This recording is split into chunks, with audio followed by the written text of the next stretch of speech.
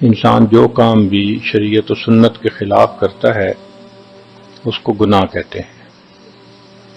اس گناہ سے توبہ کرنا لازم ہوتا ہے.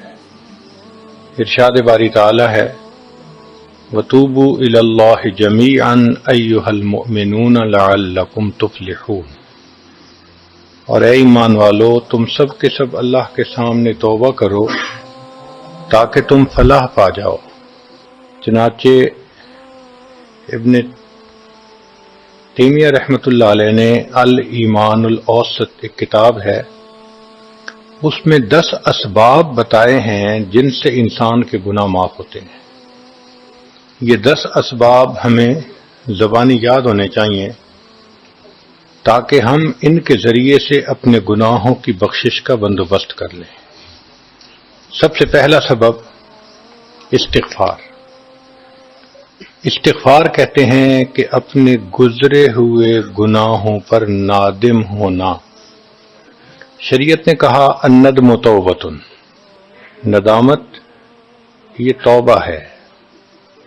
اور حدیث مبارکہ میں ہے کہ قیامت کے دن سب سے زیادہ خوش انسان وہ ہوگا من وجد فی صحیفتہ استغفارا کثیرا، جس کے نام اعمال میں کثرت کے ساتھ استغفار لکھا ہوا ہوگا. تو ہمیں کثرت سے استغفار پڑھنا چاہیے. چنانچہ ایک شخص حضرت حسن اللہ عنہ کے پاس آیا، حضرت بہت گناہگار ہوں، کوئی عمل بتائیں. فرمایا استغفار پڑھو. ایک اور آدمی آیا، حضرت بارش نہیں ہو رہی، کوئی عمل بتائیں. فرمایا استغفار پڑھو. پھر ایک آدمی آیا کہ حضرت بہت قرضہ چڑھ گیا، دعا کریں کہ کوئی اسباب بن جائیں رزق کے، مال کے، تاکہ قرضہ اتر جائے. فرمایا استغفار پڑھو. پھر ایک شخص آیا کہ حضرت دعا کریں اللہ مجھے بیٹا دے دے. فرمایا استغفار کرو. ایک آدمی آیا میرا باغ ہے، دعا کریں کہ میرا پھل زیادہ لگے. فرمایا استغفار کرو.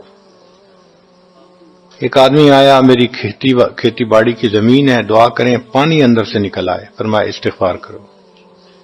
اب سننے والا حیران کہ مختلف لوگ مختلف ضروریات آ کر بیان کرتے رہے، سب کے لیے ایک ہی جواب. تو اس نے پوچھا کہ حضرت کیا مسئلہ؟ تو فرمایا کہ دیکھو یہ جواب میں نے اپنی طرف سے نہیں دیا، قرآن مجید سے دیا ہے. اللہ تعالی ارشاد فرماتے ہیں قرآن مجید میں فَقُلْتُ اسْتَغْفِرُوا رَبَّكُمْ إِنَّهُ كَانَ غَفَّارًا. تو سب سے پہلے استغفار کرنے سے گناہوں کی بخشش ہوتی ہے. يُرْسِلِ السَّمَاءَ عَلَيْكُمْ مِدْرَارًا، تمہارے اوپر اللہ بارشیں برسائے گا. وَيُمْدِدْكُمْ بِأَمْوَالٍ، اللہ مال کے ذریعے تمہاری مدد کرے گا. وَبَنِينَ، اور بیٹوں کے ذریعے مدد کرے گا. وَيَجْعَلْ لَكُمْ جَنَّاتٍ، اور اللہ تعالیٰ تمہیں درختوں پہ پھل زیادہ عطا کرے گا. وَيَجْعَلْ لَكُمْ أَنْهَارًا، اور اللہ تعالیٰ تمہارے لیے زمین سے چشمے جاری فرما دے گا. آپ اگر غور کریں تو ہماری روز مرہ کی جو پریشانیاں ہیں وہ انہی میں سے ہیں. کوئی بیٹے کے لیے پریشان، کوئی کاروبار کے لیے پریشان، کوئی قرضوں کی وجہ سے پریشان. اس کا مطلب یہ کہ اگر ہم استغفار کرنے کی عادت ڈال لیں تو ہمیں کسی اور عمل کی ضرورت ہی نہیں ہے. اور یہ عمل قرآن مجید میں بتایا گیا ہے. یہ پروردگار عالم کا کلام ہے. ہم استغفار کم کرتے ہیں. کم از کم 100 مرتبہ صبح اور شام استغفار کا کرنا معمول بنا لینا چاہیے. آپ لوگ ڈرائیو کرتے ہیں اپنے دفتر جاتے ہوئے تو راستے میں جو آدھا گھنٹہ لگتا ہے اس میں کیا کرنا ہوتا ہے؟ بعض لوگ نعت سن لیتے ہیں، تلاوت سن لیتے ہیں، وہ بھی عبادت ہے. لیکن اس سے زیادہ بہتر یہ ہے کہ انسان خود پڑھے کچھ. تو اگر اس دوران آپ استغفر اللہ ہی پڑھتے رہیں تو سینکڑوں دفعہ استغفار نامہ اعمال میں لکھا جائے گا. اور اگر پورا پڑھ لیں استغفر اللہ ربی من کل ذنب واتوب الیہ، تو یہ سونے پہ سہاگے والی بات ہے. تو اپنے ٹائمنگز کو ایسے ایڈجسٹ کریں کہ اس میں درود استغفار کثرت کے ساتھ آپ پڑھ سکیں.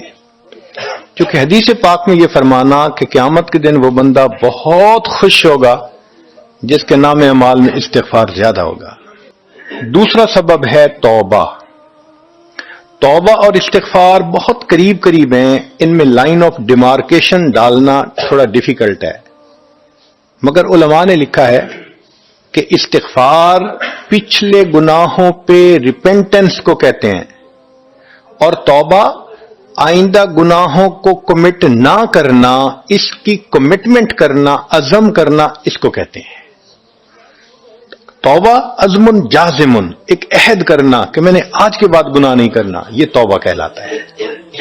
تو گویا توبہ کا تعلق آئندہ گناہ نہ کرنا، استغفار کا تعلق پاسٹ کے ساتھ ہے کہ میں نے جو کیا برا کیا، اللہ بس میری غلطی کو پلیز معاف کر دیں، اس کو استغفار کہتے ہیں۔ اور یہ استغفار کا حکم اللہ رب العزت نے اپنے حبیب صلی اللہ علیہ وسلم کو دیا، فسبح بحمد ربک واستغفرہ، حکم ہے، صیغہ ہے امر کا۔ اللہ کے محبوب صلی اللہ علیہ وسلم کو اگر یہ حکم ہے تو سوچئے پھر ہمیں استغفار کرنے کی کتنی ضرورت ہے۔ توبہ ہر بندے پہ کرنی ضروری، چنانچہ کافر ہے تو وہ کفر سے توبہ کر کے مسلمان بن جائے، مومن ہے گناہوں سے توبہ کر کے نیک بن جائے۔ جو نیک ہے وہ جو اپنے اعمال کے اندر غفلت ہوتی ہے، نماز کی غفلت، ذکر میں غفلت، تلاوت میں غفلت، اس غفلت سے توبہ کرے، اور جو کہے کہ جی میں تو اس سے بھی توبہ کرتا ہوں، تو بھئی ہم جو اعمال کرتے ہیں یہ اس کوالٹی کے تو نہیں کہ اللہ تعالیٰ کے ہاں قبولیت پا سکیں۔ اب پھر استغفار کرنا کہ اللہ اس کو قبول کر لیجئے، کیونکہ اللہ کے محبوب صلی اللہ علیہ وسلم نے فرمایا ما عبدنا کا حق کا عبادتک، اے اللہ ہم نے عبادت نہیں کی جیسے عبادت کرنے کا حق تھا۔ اگر سید الاولین والآخرین صلی اللہ علیہ وسلم یہ فرماتے ہیں، ہم کس کھیت کی گاجر مولی ہیں، ہماری عبادتیں کیا عبادتیں ہیں؟ تو استغفار کرنا، توبہ کرنا ہم میں سے ہر بندے پر لازم ہے۔ تیسری چیز جس سے کہ گناہ معاف ہوتے ہیں، الحسنات الماحیہ، نیکیاں۔ جو انسان نیک اعمال کرتا ہے تو گناہ دھل جاتے ہیں۔ نیک اعمال کی مثال صابن کی ہے، گناہوں کی مثال میل کی سی ہے۔ صابن جتنا زیادہ لگتا ہے اتنا میل دھل جاتی ہے۔ ان الحسنات یذہبن السیئات، یہاں شیطان دھوکہ دیتا ہے۔ مثلا اگر کوئی بچہ تعلیم پا رہا ہے مگر کوئی گناہ بھی کرتا ہے، تیرے علم کا کیا فائدہ، گناہ تو چھوڑتا نہیں۔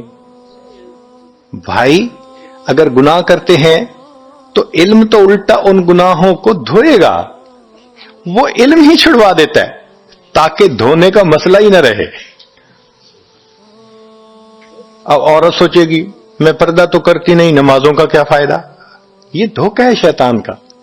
بھئی آپ نمازیں پڑھتی رہو، اس نمازوں کی برکت سے اللہ پھر پردے کی بھی توفیق دے دیں گے۔ تو نیکی نہیں چھوڑنی چاہیے کبھی بھی، یہ سوچ کے جی میں اچھا تو ہوں نہیں، کیا فائدہ؟ فائدہ ہے۔ جب اللہ فرما رہے ہیں کہ نیکیاں گناہوں کو دھو دیتی ہیں، بھئی گناہ تو ہم چھوڑتے نہیں اور نیکی آرام سے چھوڑ دیتے ہیں، یہ کہاں کی لاجک ہے؟ تو اس لیے نیکی بھاگ بھاگ کے کرنی چاہیے۔ اگر گناہ ہے تو نیکی اور زیادہ کریں تاکہ نیکی کی برکت سے گناہوں کی ظلمت ختم ہو جائے اور دھل جائے۔ حدیث پاک میں ہے بندہ گناہ کرتا ہے لکھ دیا جاتا ہے، دوسرا گناہ، تیسرا، 5 گناہ کرتا ہے، پھر اس کے بعد وہ ایک نیکی کرتا ہے تو نیکی والا فرشتہ کہتا ہے کہ دیکھو اللہ کے ہاں دستور ہے من جاء بالحسنۃ فلہ عشر امثالھا، اس کو 10 نیکیاں ملنی تھیں، تم نے 5 گناہ لکھے ہیں نا، اچھا تم 5 گناہ مٹا دو، میں نامہ اعمال میں 10 نیکیوں کی بجائے صرف 5 نیکیاں بیلنس وہ ڈال دیتا ہوں۔ چنانچہ 5 گناہ مٹا دیے جاتے ہیں، 5 نیکیاں نامہ اعمال میں لکھ دی جاتی ہے۔ اس لیے خوب نیکی کرنی چاہیے تاکہ اللہ تعالیٰ گناہوں کی ظلمت سے ہمیں محفوظ فرما دے۔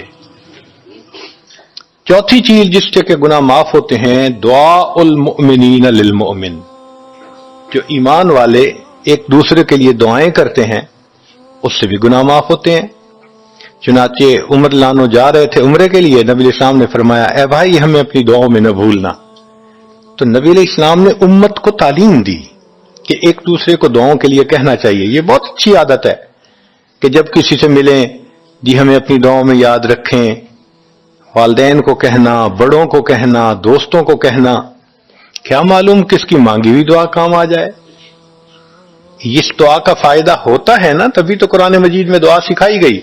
ربنا اغفر لنا ولاخواننا الذین سبقونا بالایمان. اے اللہ جو ہم سے پہلے ایمان والے چلے گئے ان کی بھی مغفرت فرما دے. تو فائدہ ہوتا ہے تو قرآن نے دعا سکھائی ہے نا. تو ایمان والوں کی دعاؤں سے دوسرے ایمان والوں کو فائدہ ہوتا ہے. حدیث پاک میں ہے دوست کی دعا دوست کے پیٹھ پیچھے رد نہیں کی جاتی. کیوں؟ اس میں خلوص ہوتا ہے. تو اس لیے حدیث پاک میں ہے، مسلم شریف کی روایت ہے کہ اگر کوئی آدمی فوت ہو جائے اور 40 آدمی جنازہ پڑھ لیں جو ایمان والے ہوں، توحید والے ہوں، فرمایا ما من رجل مسلم یموت فیقوم علی جنازتہ 40 رجلا لا یشرکون باللہ شیئا الا شفعهم اللہ فی. اللہ 40 بندوں کی نماز جنازہ کو قبول کر کے میت کی مغفرت فرما دیتے ہیں. پانچواں عمل ما یعمل للمیت من اعمال البر. ہم اپنے فوت شدہ لوگوں کے لیے جو نفل کے کوئی نیک کام کرتے ہیں اس سے بھی ان کے گناہ معاف ہوتے ہیں. مثلا صدقہ کر دیا، قرآن پاک پڑھا، ان کو بخش دیا، ان کی طرف سے عمرہ کیا، حج کیا، ان نفلی اعمال کا ثواب ان کو ملتا ہے. اس کی وجہ سے ان کے گناہوں کو معاف کر دیا جاتا ہے.